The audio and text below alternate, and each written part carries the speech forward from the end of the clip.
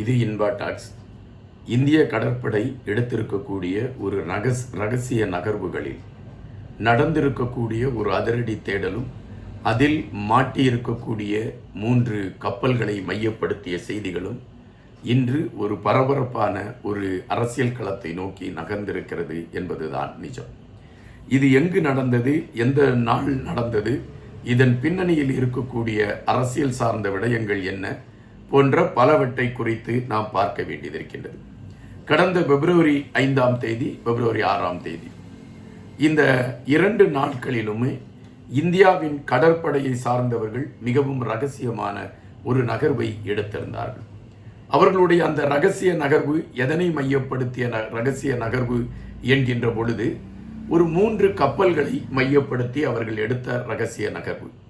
அவர்கள் பலகாலம், அதாவது ஒரு குறிப்பிட்ட ஒரு 2 மாதங்களாக திட்டமிட்டு இந்த கப்பலை மையப்படுத்திய நகர்வை அவர்கள் எடுக்கிறார்கள். அந்த நகர்வுகளின் அடிப்படையில் என்ன விடயங்கள் அங்கு சாத்தியப்பட்டது, இந்தியாவின் கடற்படை எடுத்த அந்த நகர்வுகள் ஈரானுக்கு எதிரான நகர்வுகளா, அமெரிக்காவை ஆதரிக்கக்கூடிய நகர்வுகளா என்கின்ற கேள்விகள் எழும்புகின்றன. மும்பையின் கடற்பகுதியில், மும்பையின் மேற்கு பகுதியில் இருக்கக்கூடிய கடல் பகுதியில் 100 கடல் மைல் பகுதிக்கு பக்கத்தில் 3 கப்பல்கள் எண்ணெய்களை ஏற்றுமதி, அதாவது எண்ணெய்களை கடத்தல் செய்யக்கூடிய ஒரு களத்தை எடுத்திருக்கிறது என்கின்ற செய்திகள் வருகின்றன. இந்த செய்திகளை மையப்படுத்தி அந்த கப்பல்களை வேவு பார்க்கக்கூடிய களத்தை எடுத்துக்கொண்டு இந்திய இராணுவம் மிக தீவிரமாக களத்தில் இறங்குகிறது. கடற்படை மிக தீவிரமாக களத்தில் இறங்குகிறது.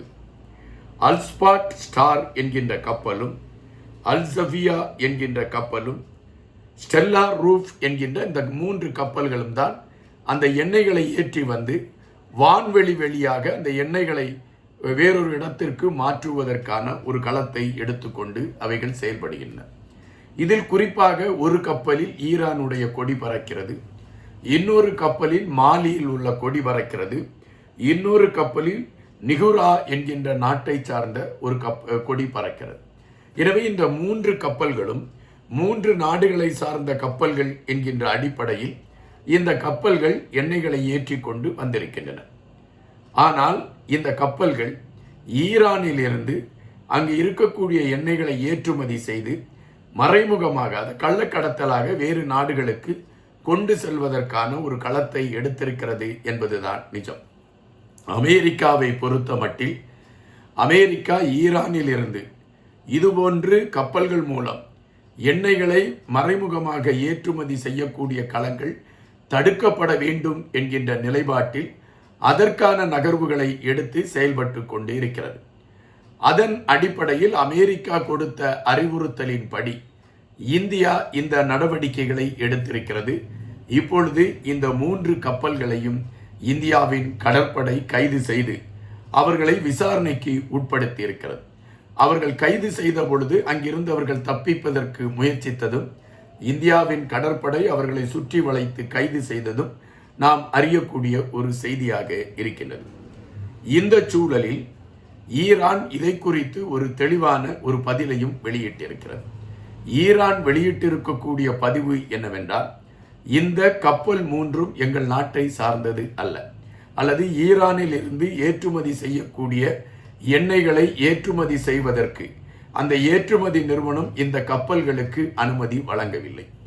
இந்த கப்பல் எங்கிருந்து இந்த எண்ணெய்களை ஏற்றி கொண்டு வந்தது என்பது எங்களுக்கு தெரியாது என்று அறிவித்திருக்கிறது. ஆனால் அந்த கப்பலில் இருந்த எண்ணெய்கள் ஈரான் நாட்டை சார்ந்த எண்ணெய்கள் என்பதும், ஈரானில் இருந்துதான் இந்த கடத்தல் எண்ணெய்கள் வெளியே கொண்டு வரப்பட்டிருக்கிறது என்கின்ற செய்தியும் உறுதிப்படுத்தப்பட்டிருக்கிறது. தற்பொழுது இந்த விடயம் ஒரு அரசியல் களத்திலே பரபரப்பான ஒரு சூழலை ஏற்படுத்தி இருக்கின்றது. ஒருபுறம் அமெரிக்காவும் ஈரானும் பேச்சுவார்த்தை நடத்துவதற்கான களத்தை எடுத்துக்கொண்டு அதற்கான செயல்பாடுகளை உருவாக்கி கொண்டு பயணிக்கக்கூடிய ஒரு களம் முன்னேறி கொண்டிருக்கிறது.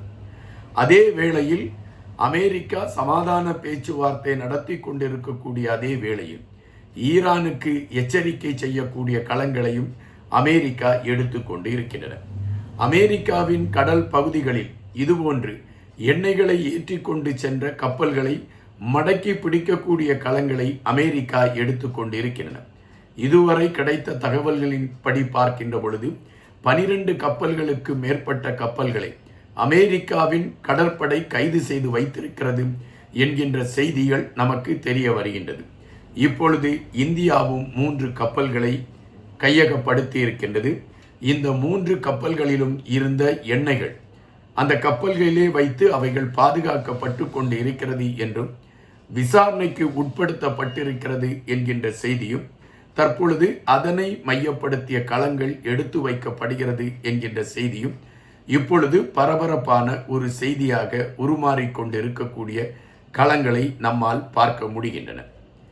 இது 3 நாடுகளுக்கு இடையே ஒரு பெரிய சிக்கலை உருவாக்கக்கூடிய களமாக அமையுமா என்கின்ற கேள்வி எழும்புகின்றன. ஒருபுறம் அமெரிக்காவின் மிரட்டல்களுக்கெல்லாம் நாங்கள் பயப்பட மாட்டோம் என்று சொல்லிக் கொண்டு இருக்கக்கூடிய இந்தியா அமெரிக்கா கொடுத்த கட்டளையை ஏற்றுக்கொண்டு ஈரானில் இருந்து ஏற்றுமதி செய்யப்பட்ட எண்ணெய் கலன்களோடு கப்பல்களை கைது செய்திருக்கக்கூடிய விடயம் அமெரிக்காவிற்கு வெண்சாமரம் வீசுவதற்கு இந்தியா தயாராகி கொண்டு இருக்கிறது என்பது மீண்டும் நிரூபிக்கப்பட்டிருக்கிறதா என்கின்ற கேள்வியை எழுப்புகின்றன. ஈரானை பொறுத்த மட்டில் இது எங்களுடைய நாட்டிலிருந்து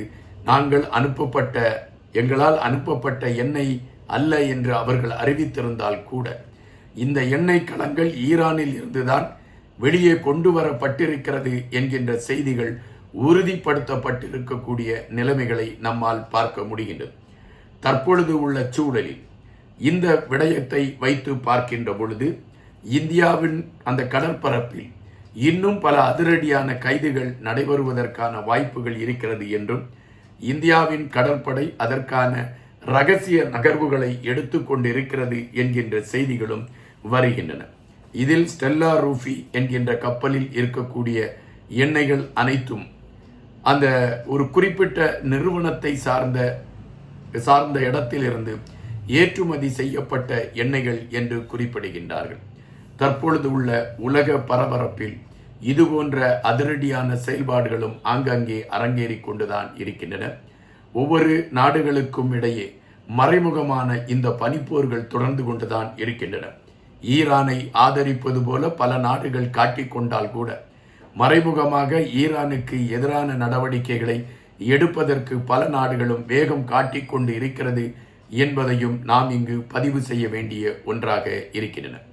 தொடர்ச்சியாக இந்த செய்திகள் இன்று உலக அரசியல் களத்தில் மிகவும் ஒரு பரபரப்பான நிலையை நோக்கி நகர்ந்து கொண்டிருக்கிறது என்பது அறிய வேண்டிய செய்தியாக இருக்கின்றது. நன்றியுடன் இன்பா.